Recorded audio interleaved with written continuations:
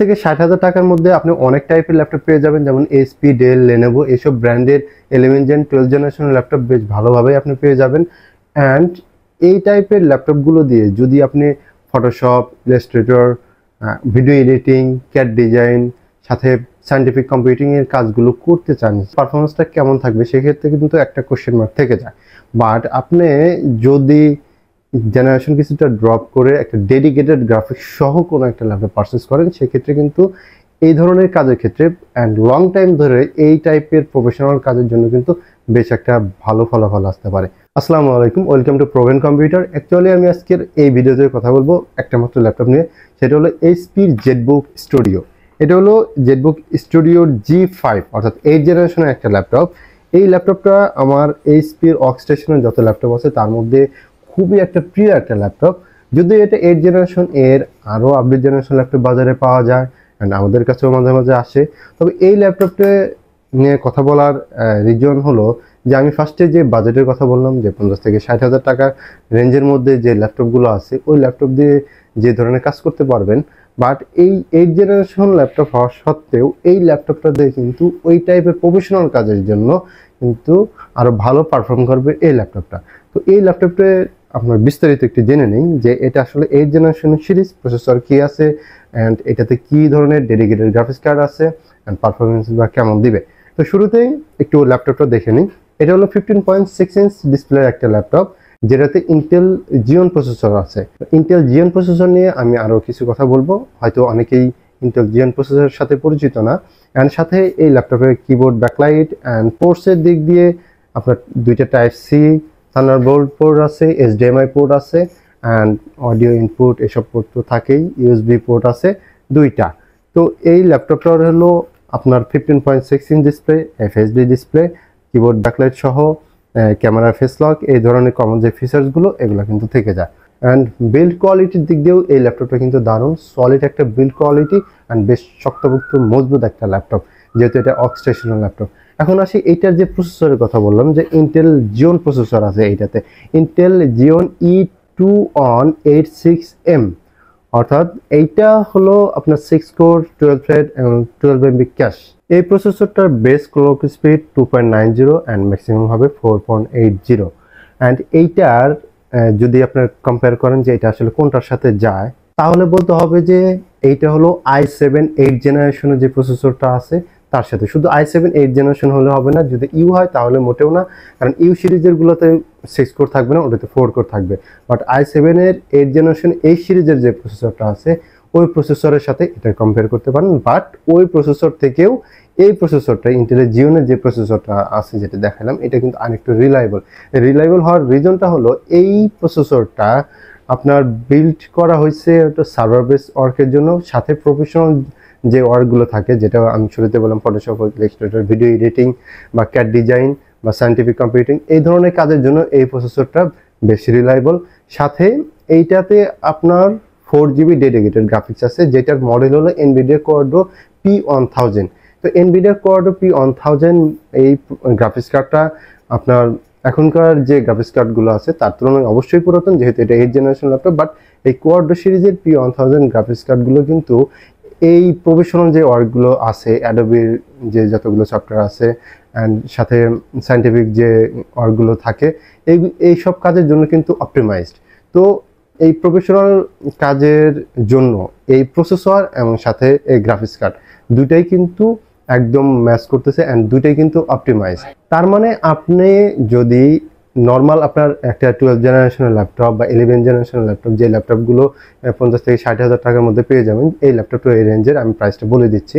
And সেই laptop দিয়ে এই ধরনের কাজ যে লেভেলের করতে পারবেন, তার চেয়ে এতটুকু বলতে পারি অনেক বেশি লেভেল বা বেশি লোডেড কাজ এটা দিয়ে করতে পারবেন। আপনার ফটোশপ, ইলাস্ট্রেটরের অনেক ভারী ফাইল আপনি রান করতে পারবেন এইটাতে।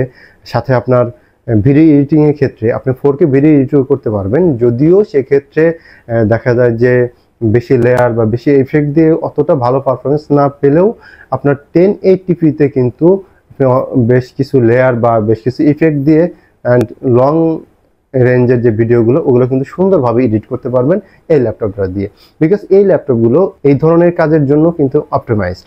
অ্যান্ড সেক্ষেত্রে ক্যাড ডিজাইন হতে পারে, 3D কাজ অ্যান্ড সাথে সায়েন্টিফিক যে ওয়ার্কগুলো থাকে সেক্ষেত্রেও কিন্তু বেশ ভালো ওয়ার্ক করবে। অ্যান্ড এটাতে 16 GB র্যাম আছে, র্যাম বাড়ানোর সুবিধা আছে, আপনার 16 GB আছে, আপনি চাইলে 32 GB করতে পারেন। যখন আপনি ক্যাড রিলেটেড কাজে যাবেন সেক্ষেত্রে আপনার র্যামের প্রয়োজন হতে পারে, তো র্যাম আপনি ইজিলি 32 GB করতে পারবেন বা 64 GB করতে পারবেন। স্টোরেজ ডিভাইস 512 GB এই মুহূর্তে আছে, আপনি 512 থেকে আপনি 1 TB বা আরও যদি চান এটাও কিন্তু এখানে লাগাইতে পারবেন, কারণ এই ল্যাপটপে 2টা NVMe স্লট আছে। অ্যান্ড সবচেয়ে বড় কথা হলো এই ল্যাপটপগুলো জিওন প্রসেসর, বিশেষ করে জিওন প্রসেসরগুলো আপনার এই জন্য দেয়, ওই ধরনের প্রোডাক্টের দেয় যে প্রোডাক্টগুলোতে আপনার হ্যাভি ওয়ার্ক করবেন এবং লম্বা সময় ধরে করবেন। এখন যে কোনো ল্যাপটপে যখন হ্যাভি ওয়ার্ক করা হয় সেক্ষেত্রে কিন্তু ল্যাপটপগুলো হিট হয় অ্যান্ড তখন কিন্তু পারফরমেন্সটা ড্রপ করে। তো এই ল্যাপটপগুলো এমনভাবে বিল্ড করা হয়েছে যে আপনি একটা হ্যাভি ওয়ার্ক করতেছেন বা ভিডিও এডিটিং একটা লম্বা সময় ধরে করতেছেন, ক্যাড ডিজাইন একটা লম্বা সময় ধরে করতেছেন, সেই ক্ষেত্রে এই ল্যাপটপটা কিন্তু এই লম্বা সময় পর্যন্ত তার পারফরমেন্সটা ধরে থাকবে। অর্থাৎ লম্বা সময় ধরে হ্যাভি লোডেড কাজের জন্যই কিন্তু জিওন প্রসেসরগুলো বেস্ট। এখন আমি একটা জিনিস দেখাই, সেটা হলো আপনার হিটিং ইস্যু যে বিষয়টা বললাম, যে এইটা বোঝার জন্য আমি যদি সিনেবেঞ্চে যদি টেস্ট করি, কারণ সিনেবেঞ্চে যখন টেস্ট করা হবে তখন ল্যাপটপের প্রসেসরের কোরগুলো প্রত্যেকটা কোর একদম 100% ইউজে চলে যায়, সেই সময় টেম্পারেচারটা কেমন আসে সেটা একটু আমরা দেখার চেষ্টা করব। আমি সিনেবেঞ্চ R23-তে আমি এটার বেঞ্চমার্ক টেস্টিংয়ে দিয়ে রাখছি। এখানে দেখেন আরেকটা সফটওয়্যার পাশাপাশি রাখছি যেখানে দেখাচ্ছে যে সিপিইউগুলো মানে প্রসেসর কোরগুলো, এটা 6 কোরের প্রসেসর কোরগুলো কিন্তু সব ইউজ হচ্ছে। এই যে কোর 0 থেকে 5 পর্যন্ত, অর্থাৎ 6টা কোর যেখানে লোডেড আছে 100%। অ্যান্ড এই সিনেবেঞ্চ R23 এটা বেঞ্চমার্ক টেস্টিংটা চলতেছে। এইখানে দেখেন, এখানে হলো হিটিং ইস্যুটা দেখায়। এই প্রসেসরটা হলো 45 ওয়াটের প্রসেসর, টিডিপি প্রসেসরের, অ্যান্ড এখন ওয়াট ইউজ হচ্ছে 33.8 অ্যান্ড ফুললি বলা চলে যে ফুল ইউজ হচ্ছে। অ্যান্ড এই পাশে আপনার হিটিং ইস্যুটা আসে যে মিনিমাম কত, ম্যাক্সিমাম কত, এখন কত রানিং আছে। প্রত্যেকটা কোরের কিন্তু আলাদাভাবে দেখাচ্ছে যে কেমন, যেমন 78, 85, 76, 77, 72 অ্যান্ড এটা তো মিনিমাম নর্মাল অবস্থায় যেটা থাকে। অ্যান্ড এই হলো এর হিটিং অবস্থা যেখানে সিনেবেঞ্চ R23 ফুল লোডেড অবস্থায় চলতেছে। অ্যান্ড এইটা আমরা টেস্ট করে দেখছি যে শেষ অবধি এর যে হিটিংয়ের যে রেশিওটা সেটা কিন্তু এই 85-এর মধ্যেই সীমাবদ্ধ থাকতেছে, বরং আরও কমেও যায়। তো আপনার যখন এই হ্যাভি লোডেড ওয়ার্কগুলো চলে তখন যে ল্যাপটপটা অনেক হিট হয়ে যাচ্ছে তা না, বিকজ এগুলোতে 2টা করে ফ্যান থাকে, এই ল্যাপটপকে যথেষ্ট পরিমাণ কুল রাখে। তো আপনি লম্বা সময় ধরে কাজের ক্ষেত্রে আপনার একটা কুলার না ইউজ করলেও চলবে, যদিও কুলার ইউজ করা ভালো, বলে না ইউজ করলেও চলবে। অ্যান্ড পারফরমেন্সটা সবচেয়ে বড় বিষয় হলো পারফরমেন্সটা ড্রপ করে না। তো আমি যেটা বলতে চাচ্ছি যে এই ল্যাপটপটা আছে, কিন্তু শুধু আমি একটা ল্যাপটপ নিয়ে কথা বলতেছি। এই রিজনটা হলো এই ল্যাপটপগুলো বেশ ভালো। অ্যান্ড যারা এই বাজেটের মধ্যে, এই ল্যাপটপের প্রাইস হলো 57,000 টাকা ধরা হয়েছে, 57,000 টাকা, 16 GB RAM, 512 GB SSD and 4 GB dedicated graphics. তো এই প্রাইজের মধ্যে যারা ভিডিও এডিটিংয়ের জন্য বা ক্যাড রিলেটেড কাজের জন্য বা ফটোশপ ইলাস্ট্রেটর হ্যাভি কাজের জন্য কোনো একটা প্রোডাক্ট পারচেস করতে চাচ্ছেন, আমি বলবো যে এই ধরনের প্রোডাক্ট অনেক বেটার একটা চয়েস হতে পারে। তো এর পাশাপাশি আরও অনেক ধরনের ল্যাপটপ আমাদের কাছে আছে, এর চেয়ে বেটার কনফিগারেশনও আছে।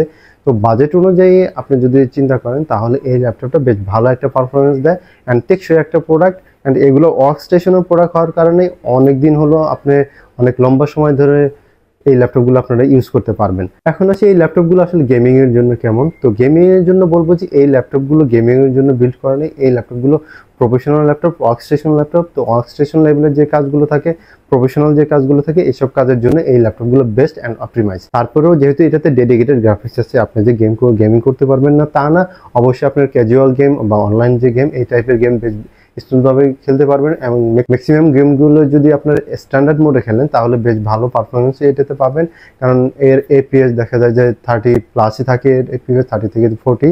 তো আপনার স্ট্যান্ডার্ড মোডে বেশ ভালোভাবেই মোটামুটি সকল ধরনের গেমই এটাতে খেলতে পারবেন, যদিও এইটা গেমিংয়ের জন্য অপটিমাইজ না, প্রফেশনাল কাজের জন্য অপটিমাইজড।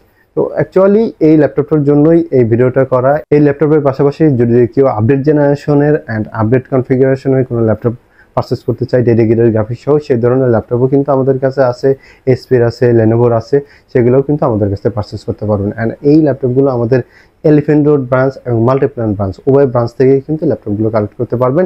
অ্যান্ড কুরিয়ারের মাধ্যমেও নিতে পারবেন, সেক্ষেত্রে 1000 টাকা অ্যাডভান্স করতে হয় আর বাকিটা কন্ডিশনে পাঠিয়ে দিই। আমি একটু অ্যাড্রেসটা আরেকবার বলি, সেটা হলো এটা হলো যেখান থেকে ভিডিওটা করতেছি এটা মিরপুর 10 নাম্বার এফএস স্কোয়ারের 7 তলায় 770 নাম্বার শপ। অ্যান্ড আমাদের আরেকটা ব্রাঞ্চ হলো Dhaka new elephant road Multiplan সেন্টারের 9 তলায় 941 নাম্বার শপ। তো আশা করি ভিডিওটা ভালো লাগবে। তো ভিডিওটা এখানে শেষ করতেছি। সকলে ভালো থাকবেন, সুস্থ থাকবেন, আল্লাহ হাফেজ।